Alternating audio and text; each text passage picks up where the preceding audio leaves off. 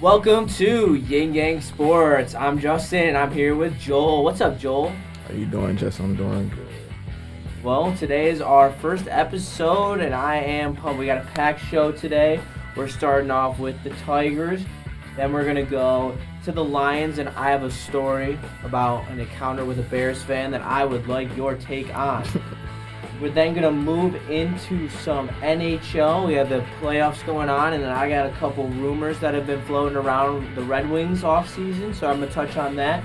Then we're going to move straight into basketball and give Joel his flowers. He's going to talk about what's going on in the West Conference Finals today, as well as the moves the Pistons may have to make, as they might have to move off one of their younger superstars. We'll talk about that in a little while. And then we're going to finish the show with maybe some possible college football talk. We might save that for the next one. You'll have to come back for that. So let's start off with the Detroit Tigers. It has been a ride, that is for sure. Sorry. And they are 2.5 games back on the wild card after winning 3 of 4 from the Blue Jays, 3 straight to end the weekend. And I want to tamper some. They're 9.5 back in games in the division as well. I'm going to throw that out there. But I'm going to tamper some realistic expectations on you, because we're now a third of the way through the season, and we're starting to see where the water levels out at. And the water seems to be leveling out as we're okay. And let's put some realistic expectations on that. And my expectation now is the Detroit Tigers better be in it till the end. They may not make the playoffs. They may make the playoffs. They're going to be a wild card team if that is so be, because it does not look like they're going to win the division. But if you add a bat to this pitching staff who needs life from that batting order, I think that's very risky. They're 2.5 games back. They just need to stay at this honestly mediocre pace that they're on right now. They are 2 games, or the game or 2 below 500, and they're still only 2.5 games back.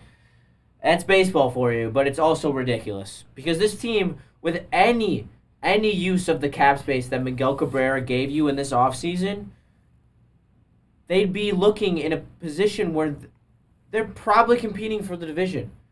I believe that was $25 million in dead cap that they just aren't using this season to Miggy.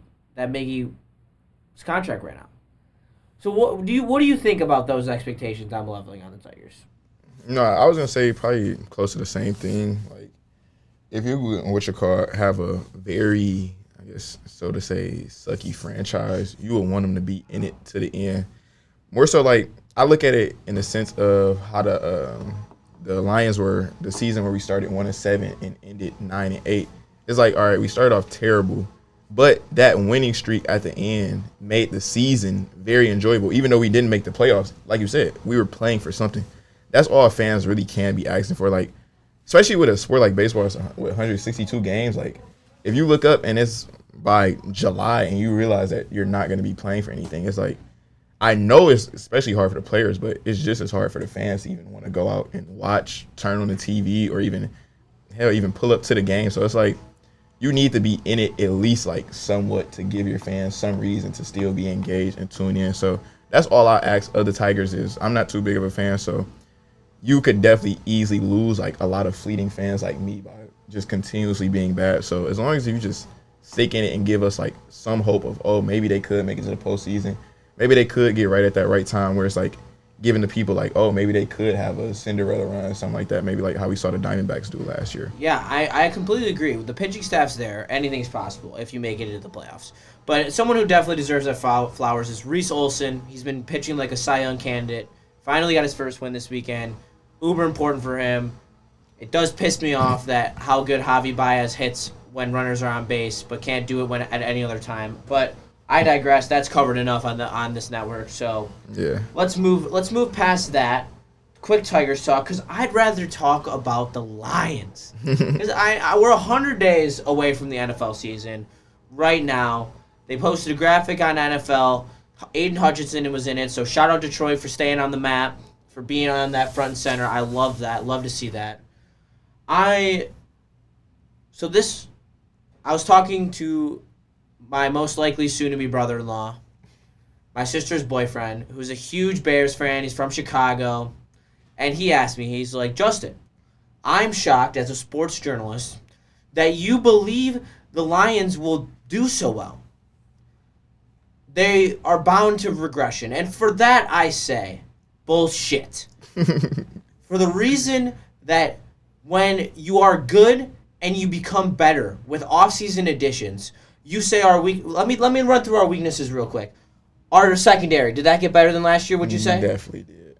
Would you say our D line is better than last year? Definitely did. Would you say that our linebackers will most likely be improved even though we didn't add someone there? We didn't add, but we didn't lose. So. And Jack Campbell should take a step this year. Yeah, no, so definitely. Yeah. All those reasons are reasons why the Lions will be improved this year. The only reason you could say that is the Lions' schedule, which I don't fear that schedule.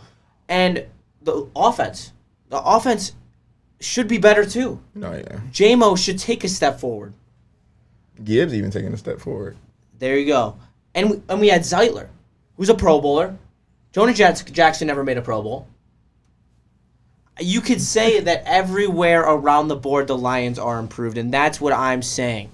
The record might not be the same, but the team will be better, and that's what matters when it comes playoff time.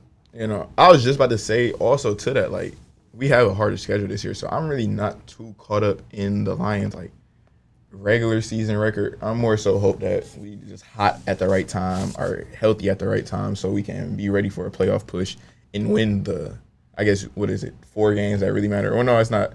You get, I don't know how they got it no more. Or wild card, second round, third round. So, yeah, then playoffs or the Super Bowl. So, yeah, 4 games. So, win the right 4 games. That's really all I care about is, like, that's the 4-game stretch I'm more so worried with. So, he can say that the Bears will or the Lions will regress, but it's more so like that just sounds like hate. And as I like to say every time somebody hates, misery loves company. Like what you call the the Bears fans can realize like yeah they have made some moves. They think that they're gonna be like ready for this season, but it's easy to look good on paper like all the time. I saw it with the Eagles in like 2011, 2012. They had the so-called dream team. Yeah, well, that is a perfect segue because I'm about to bring in I'm going to raise you one, Max, okay? Call you out directly. You want to talk about the Bears. Let's talk about the Bears. And your number 1 overall pick, Caleb Williams, that everyone in the media is fondling his nuts, and it's crazy. And why I say that is there is an overlooked factor of Caleb Williams that irks me so bad. I watched him last year at USC be on a mid football team. Yeah. And it was of his own creation. You could say the O-line, but it was the way that he played football. He played a reckless style of football that put him in bad positions. You know why? 16 fumbles in 12 games and 5 interceptions. You do that in an NFL game at that ratio per game, you are cooked. And did that Bears O-line all of a sudden become a top 10 O-line? Did I miss that? No. I was going to say, too, like you said, in his play style, like, they compare him to Mahomes, but if you really look at it, the only quarterback who can play like Mahomes is Mahomes. Like exactly. Carson Wentz has tried the hero ball style. You see where it has him now. He's out of the league. Like it can look good when it's like when it does work. The few times it will work, because I would say that it will probably work a couple times where it can have you like see.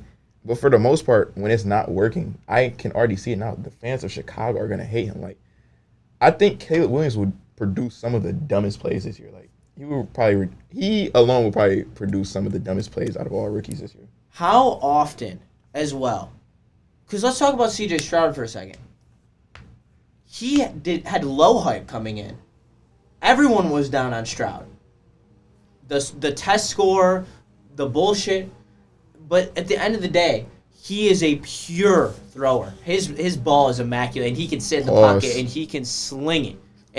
And that's what makes him so great is he can stay in the pocket and he can be great and be a pure thrower. where Caleb has to move about the pocket. He is a very mobile thrower, and Mahomes wasn't like Mahomes gets a bad rap on how so-called mobile he was in college. He was a pocket thrower. If you ever if you watch that Oklahoma game where him and Baker are throwing bombs against each other, he is throwing them from the pocket. He is not making all these mobile throws, these off-platform. That came in the NFL when he polished that style. And I just think the Bears are in for a rude awakening.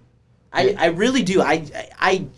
Their offensive line it's improved. I'll say it's improved, but it's not there to an extent where I can just be like, oh, the Bears' O-line is going to protect Caleb, someone who's already turnover prone, and then they're going to be fine.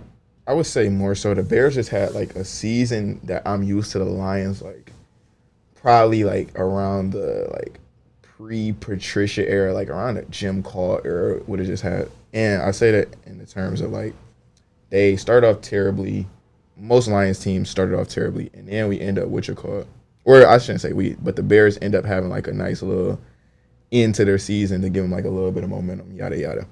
And then in that they went and signed some free agents. So now their fans and the media, or not a lot of the media, but some of the media and majority of their fans thinking like now they have like this super polished product, like, oh, now we're ready. But if you really look at the Bears roster from the top on up, it's still like has a lot of holes, especially on the defense side. Like, not really too worried with the defense. Granted, they did give the Lions some problems last year, but I think more so that just came in like golf was just like, I see it a lot of times in quarterbacks when they start off like iffy.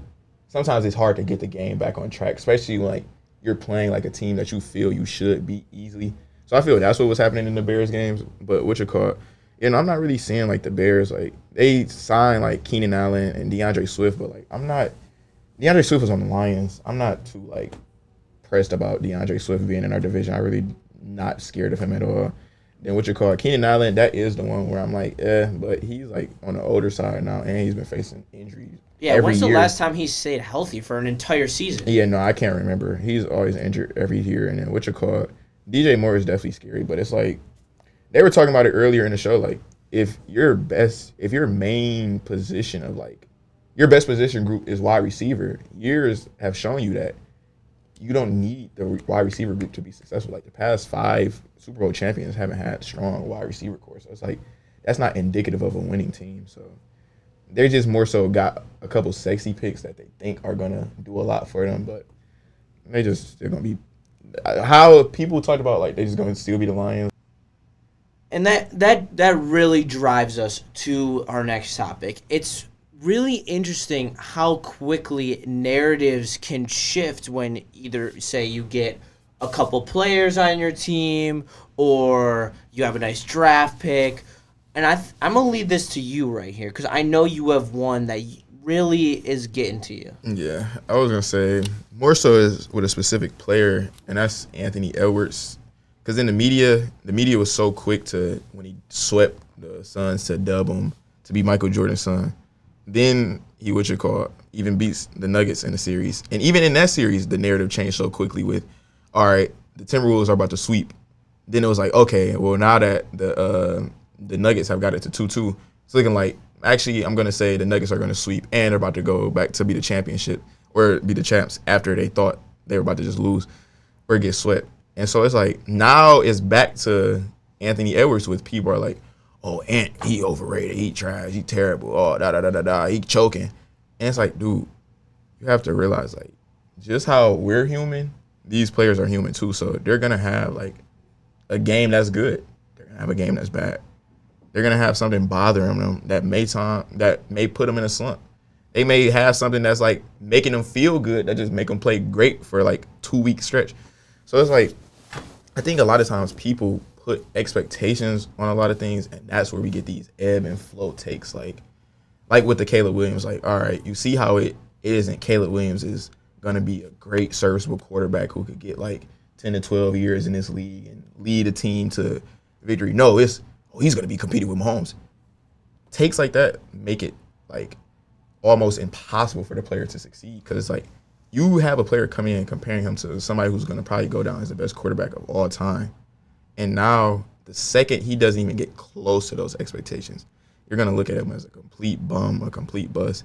And it's like, that's why the narrative just changed so quickly. And that's why it's like, I see why a lot of players don't really try to get caught up in what the media says, because it is a lot of ebb and flow takes. No, it definitely is, because Patrick Mahomes is the best player in the National Football League. And it took him a year before he even started. And that's why it's always different. And that's why I think any quarterback should sit for a year. I don't give a shit who you are. I think it's so beneficial in the NFL. As a Michigan fan, I want it for JJ, even though I want him to not succeed because he's on the Vikings.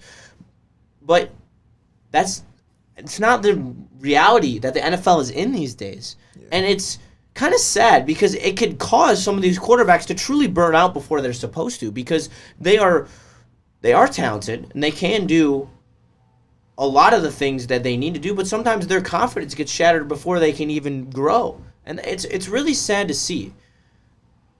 But that's the business of the NFL. And that's why the NFL is so cutthroat and why it's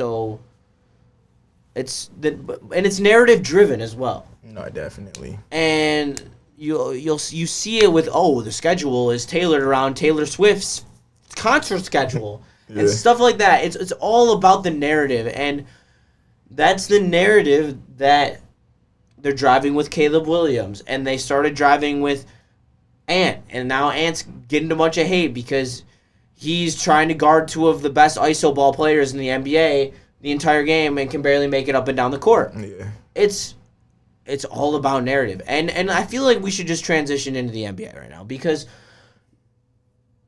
everyone wanted to dub the T-Wolves the champs after beating Denver. Yeah. And they forgot what styles make fights. And the style that the Mavs play, guard heavy, like that's a perfect way to put it. Yeah. You think about the Denver series. Denver matches up horribly against Minnesota because Minnesota's best defensive attribute is their front court. Then you move to this series where they're playing the Mavericks, and the Mavs are running guard-heavy iso ball where they're needing to double and make switches and hedge on screens. And when they have to do that, they are leaving the paint wide open. And you alluded to that in our first episode. And I if I'm taking your thunder, I apologize. No, you're good. But I actually watch some of those games, and Kyrie and Luka are just too much, and they don't have another true defensive anchor to anchor that defense. And honestly, the lineups are mismatched. The lineups don't even work when you play the Mavericks. And I'd love for you to speak some more on that. I was gonna say you said it perfectly with what you say. Styles make fights, and that's because I was actually talking to my one friend about that. I'm like, bro, if the Mavericks were probably playing the Nuggets right now, it would not be 3-0 right now. It could easily be 3-0 the other way for the Nuggets based off, like you said, the two styles. Like, it would have more favored the Nuggets in the second round to play the Mavericks. But in the terms of what we have now, is what you call it.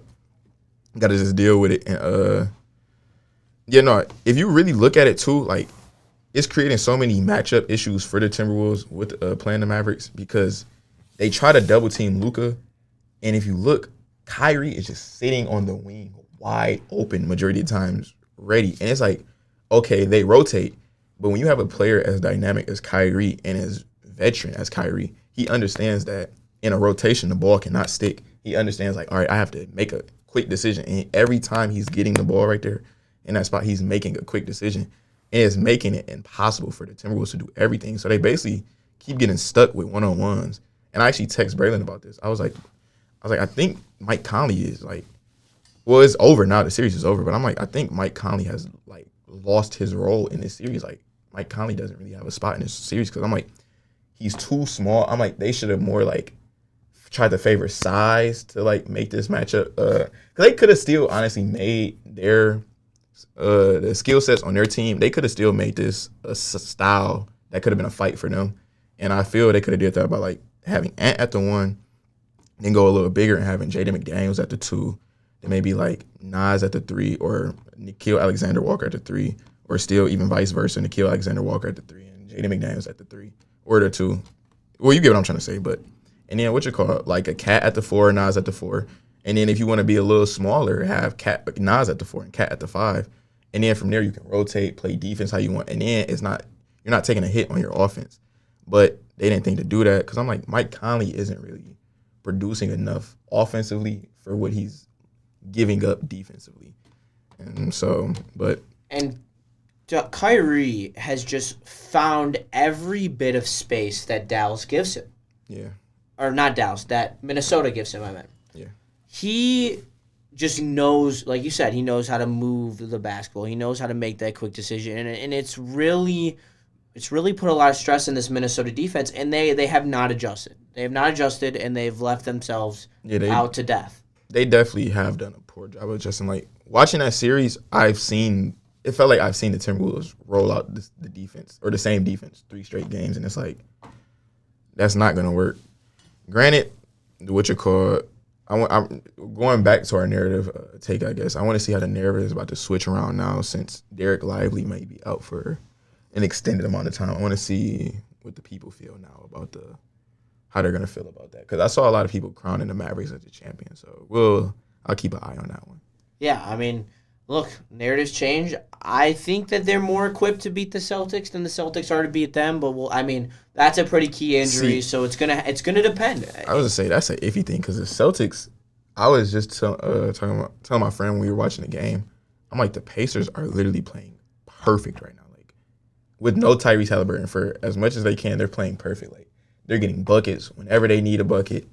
They're getting they're doing whatever they needed to do except for on the defensive end. Like, they were playing perfect, but the Celtics just stayed in the game. So it's like, I don't know if.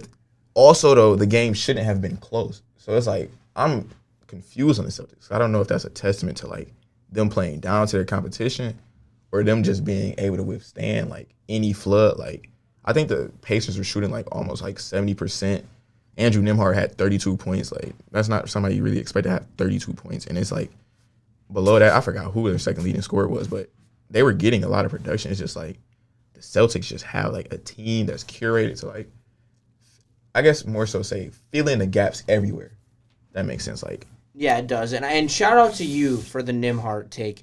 We did practice episode on Friday, and I will put it on my mom's life that he said that Nembhard was going to go off in one of these next 2 games, and he went off in both games, correct? Next 2 games. So that's Joel knows ball over there, and let's pivot into local, and let's go to the Pistons, because there's a lot of talk with the hire of the new PBO, Trajan Langdon, and the possibility of having to move off one of our young talent.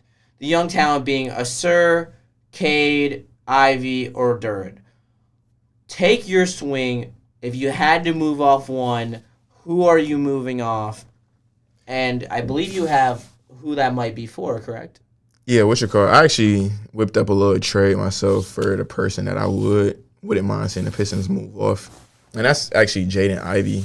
I was telling you, based off the options of our young talent, I'm like, K, I for sure don't want to see him go. Like, I want him, he needs to be that cornerstone piece. And the same with Duran. Like, I honestly look at them as, like, the 1 and 2. Like, just how I'm looking at how I'm talking about K and feeling he's the cornerstone, Duran is right there behind him. And I actually told you, like, if the Pistons were to get rid of Duran for nothing, like, or just a stupid trade, just, like, for a move, just to make a move, I was like, I will never watch another Pistons game, like, again, like, for the simple fact that that's just showing me, like, this franchise just doesn't want to do anything.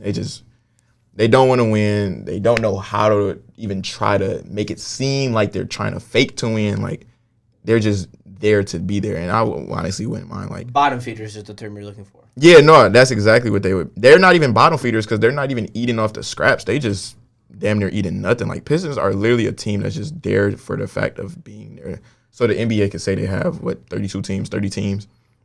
I feel right now that's the point we're at with the Pistons. But the trade that I was getting at, I would say we would have to move Ivy, Because he more so, like, makes the most sense. Like, we already have a source, so I wouldn't really mind seeing Ivy leave. And I was going to say, if we were to have Ivy leave, the trade I whipped up was him, Troy Brown, and our second round for this year from the New York Knicks for Mikal Bridges and Dorian Finney-Smith. And on here it's showing me that would be plus 5 wins for the Pistons.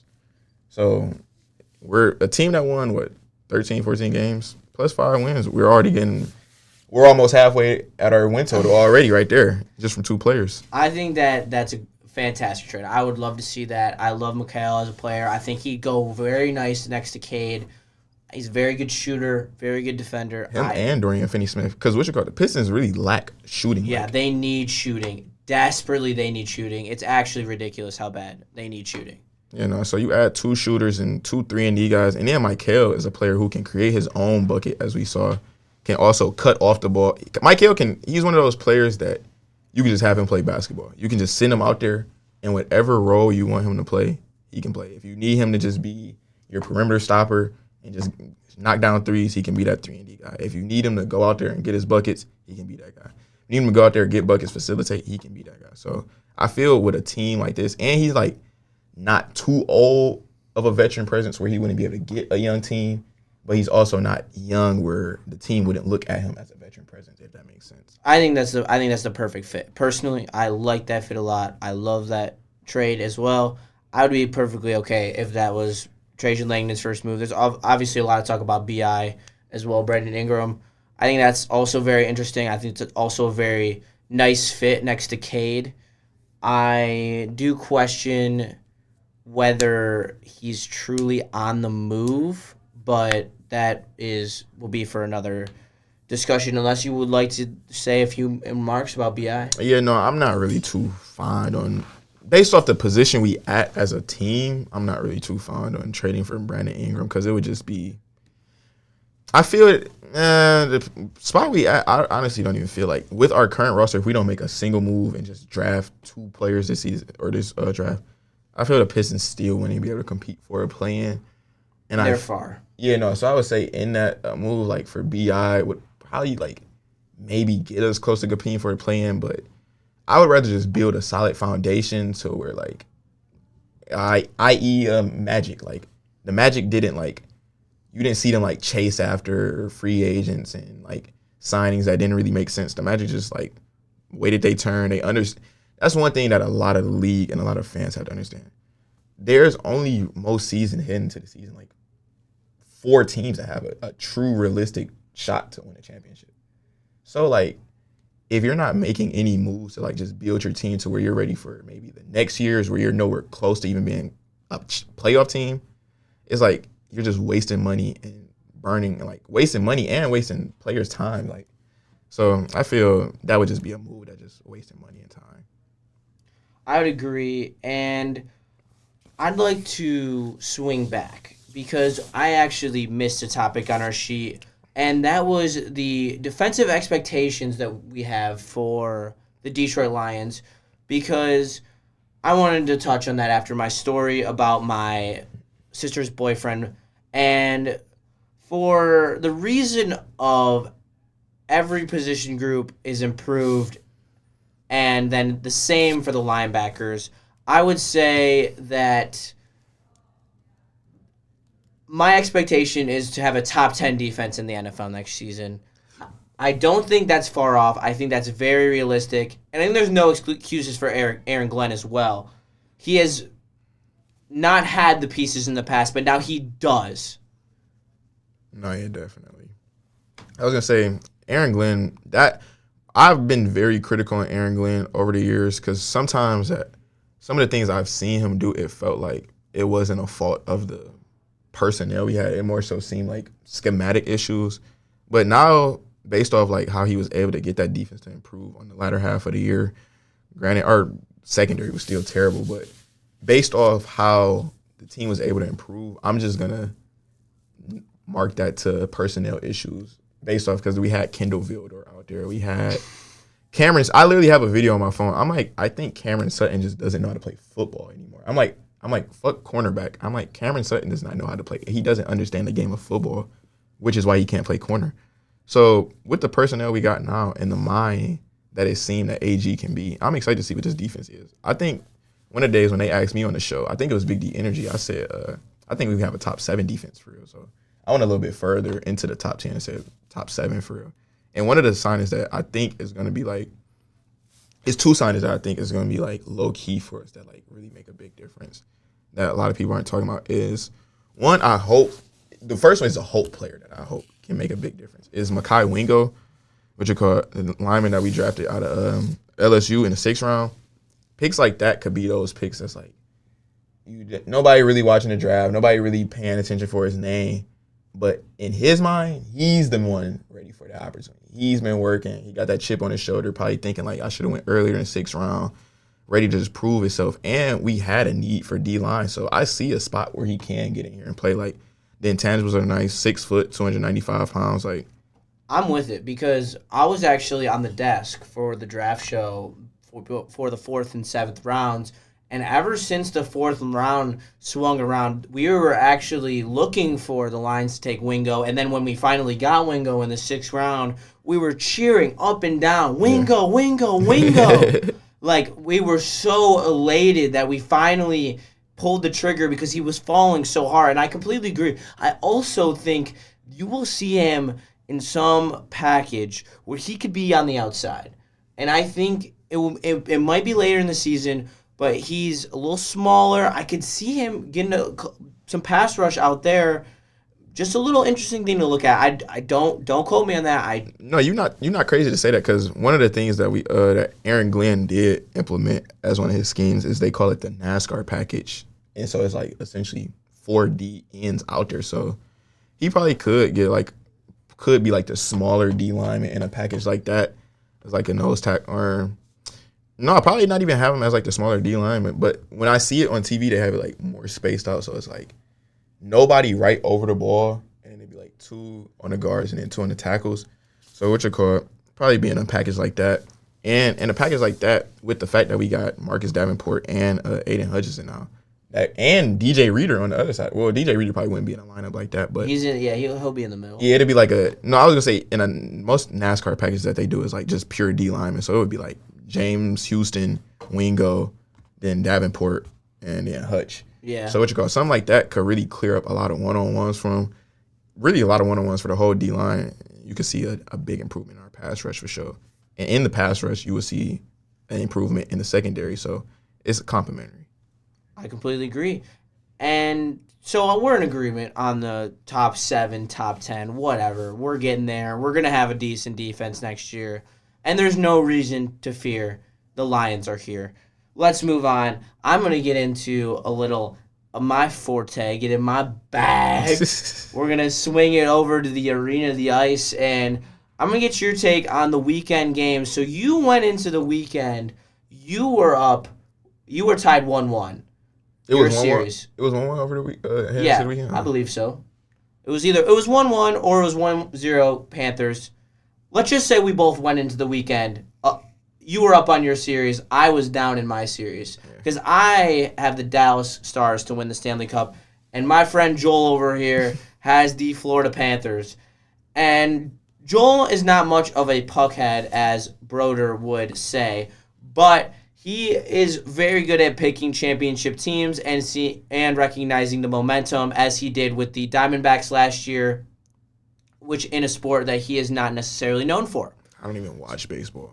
So, yeah, to give you a little bit of credit. So, we picked the Panthers, and I immediately told them that's a great pick, physical team, they could get deep in the playoffs, and all things have remained true throughout this entire playoffs. Now, over the weekend, he goes in 1-0, I go in 0-1, I come out 2-1, he comes out 1-2. That's hockey for you. That is the NHL playoffs. That's why you should be tuned in.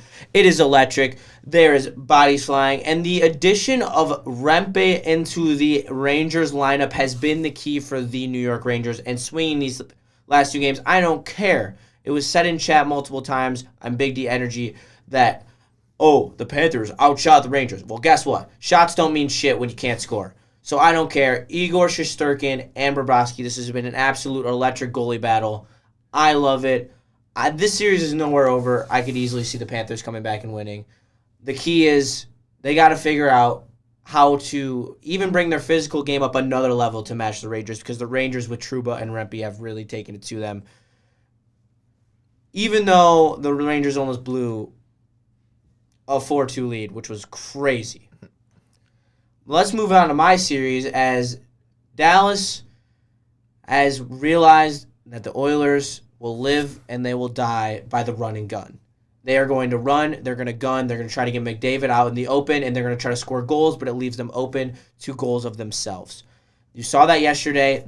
Edmonton was up 2-0, and the Dallas just came storming back. 3 second period goals for the Stars, taking them to a 5-3 victory. Ottinger is an absolute legend. Stuart Skinner is a sieve. I said it on my Twitter 2 weeks ago. He's a sieve. He's not good at hockey.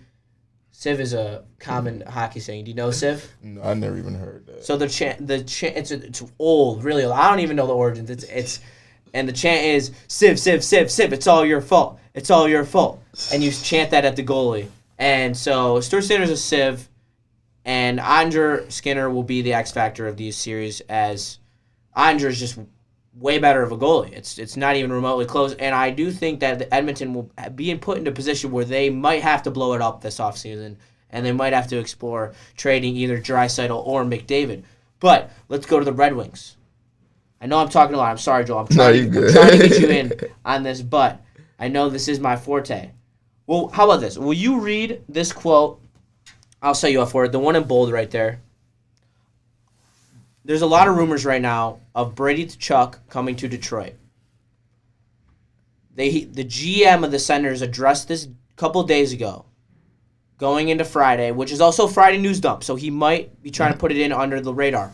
But read that quote for me, Joel. It says, "We are building this team around Brady. His leadership and unique skill set are rare. Certainly, Brady is the leader that we need in this room. He is everything as advertised, and I'm just looking to do my best to support him. There is absolutely no validity to it." So that is addressing the Brady Tkachuk trade rumors from the Senators. It could be a news dump to try to up his stock, but at the same time, there has to be some sort of validity to it. You can't just take it for nothing.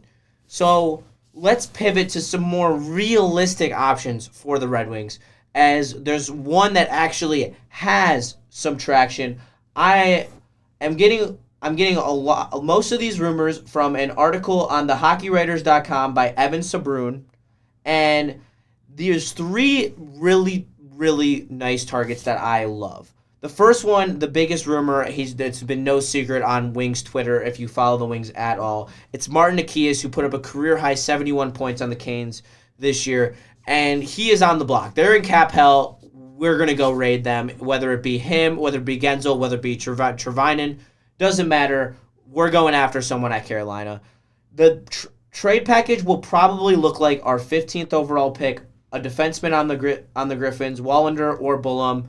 I think that's a really nice package. We have the depth in Grand Rapids to give away a defenseman. I think that is a no doubt would love deal, not a big deal at all if we were to give that away. So, going into my second option, Jakub Chichurin. Jakub Chichurin. It's a very difficult name, but I'm willing to put my reputation on the line for it. He only has 1 year left in his deal. $4.5 million contract on the books. So very cheap, very good option for this year, even if it's just as a rental. And you're looking at either 4th and Bergen, which is fine. I don't really see Bergen being much of a use to this team coming in the future. I think he'll probably get played out in the next couple years. I don't know how much of a contributor he'll be. Definitely a possibility, but if it is, it's not going to be a max contributor like Nikas could be, or Chichurin. So I'm good letting him go if we have to. A 2nd and 3rd and a mid-level prospect if you'd rather give up the higher draft pick rather than Bergen.